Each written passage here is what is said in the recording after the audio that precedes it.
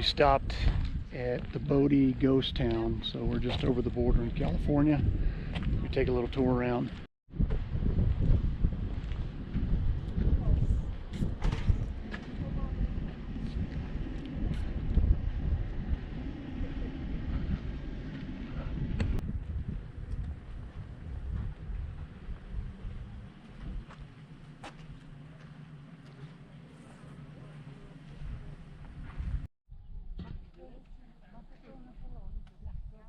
So the boom years are 1879 to 1881, and the guy that the town is named after, W.S. Bodie, froze to death in November of 1859, bringing supplies back.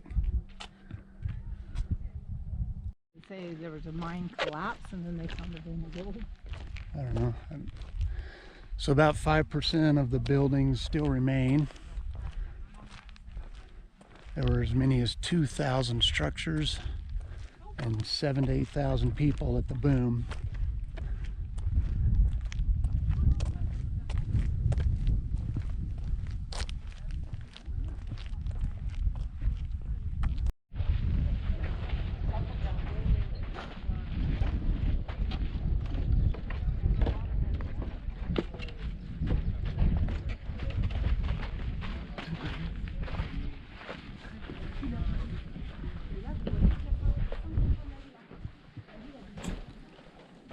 Here's looking in the church.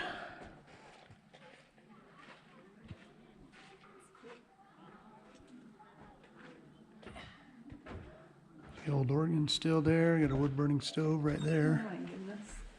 Yeah, look how crooked it looks. Everything's slanted.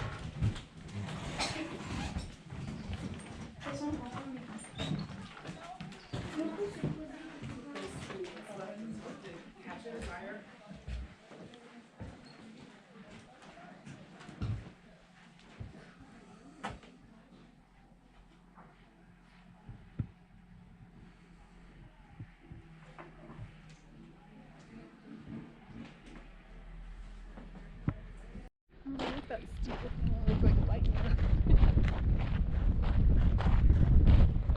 We already saw the church. We saw the pews and everything. Yeah, I know. Oh, okay. It's the schoolhouse. Oh. It's desks. Yep. And the fireplace in there. Oh, Sam, see the big dog. John will not let him run. Uses your name on the board, honey. John will not let him run. Little dog has had a nap. Silver ran. Play with John. I ran too today.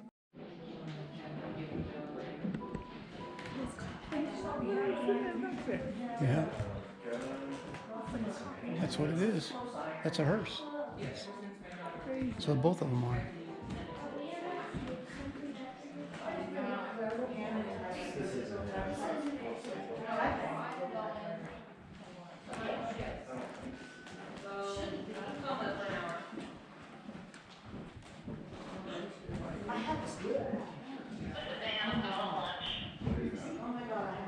We finished our tour of the Bodie ghost town, and now we're overlooking Mono Lake.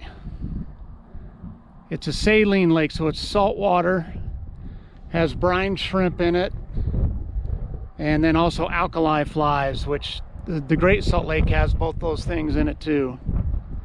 So they said it's a important stopover point for migratory birds. But we're just at a little overlook on the descent down, and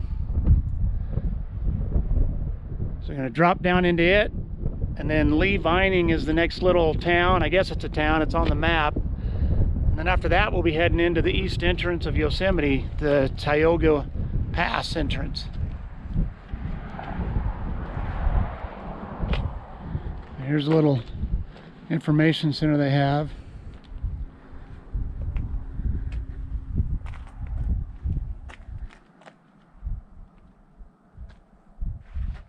Alright guys, we are heading back home. We just left Yosemite. We are south of Mono Lake, and this little historical site is for Mono Mills.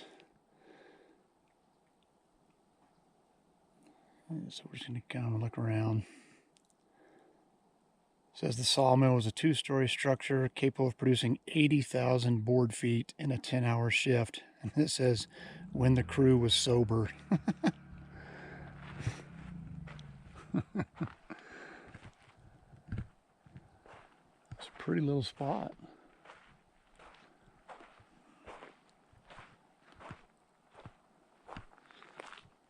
So currently we're on Highway 120 East and still in California. I have not made it back into Nevada yet.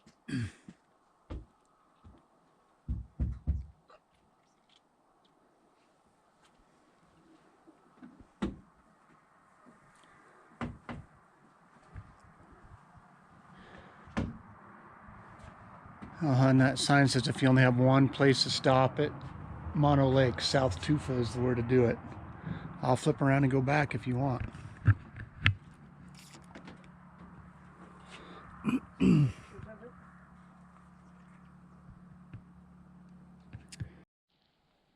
We're still in California, heading east on Highway 120, and we stopped in Benton. So there's some hot springs near here somewhere. We haven't seen the hot springs yet, but we did this little walking tour.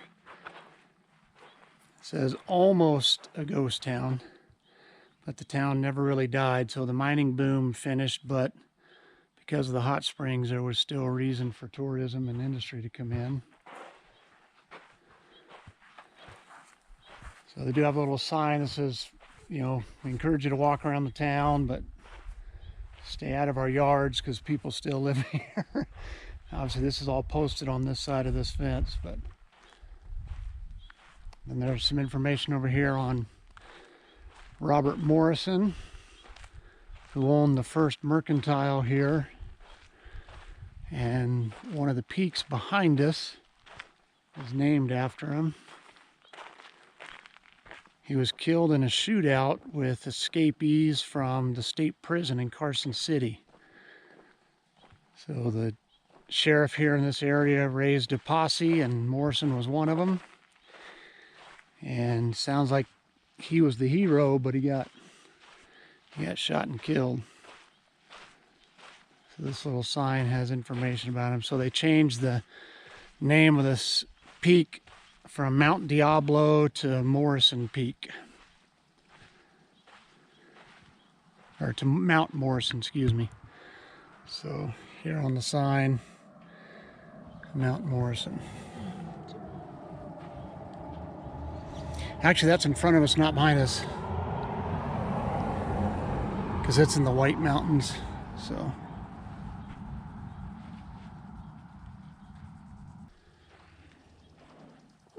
excuse me. The little canyon we drove through to get down here had some really cool rock formations in it.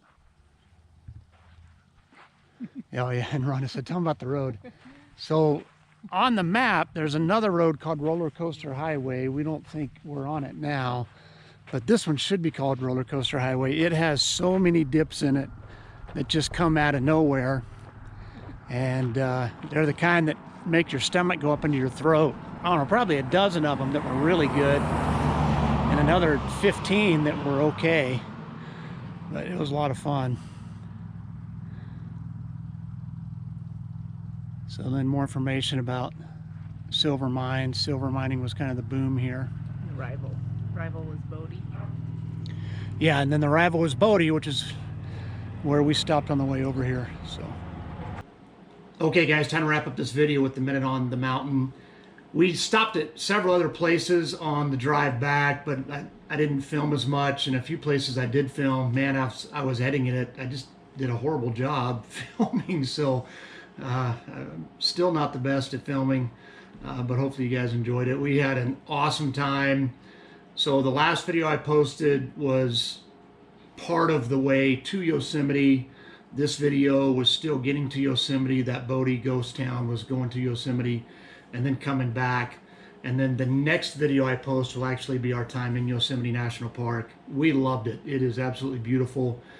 So glad that we went, and you know, looking forward to hopefully going there again someday. I could definitely go there again.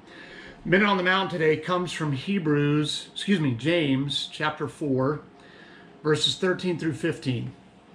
Now listen, you who say today or tomorrow we will go to this city or that city, spend a year there, carry on business and make money. Well, you do not even know what will happen tomorrow. What is your life? You are a mist that appears for a little while and then vanishes. Instead, you ought to say, if it is the Lord's will, we will live and do this or that. I think maybe it's the time in that ghost town, but just such a good reminder that so often we chase the temporary, whether that be chasing wealth or chasing power, chasing pleasure. We chase these things that don't last. And so I just want to encourage us, let's have an eternal perspective. Let's focus on the things that are eternal. And that is basically the Word of God is eternal. God said that His Word will never pass away. Souls are eternal. And if we have a relationship with God through Jesus Christ, then our relationship with God will also be eternal.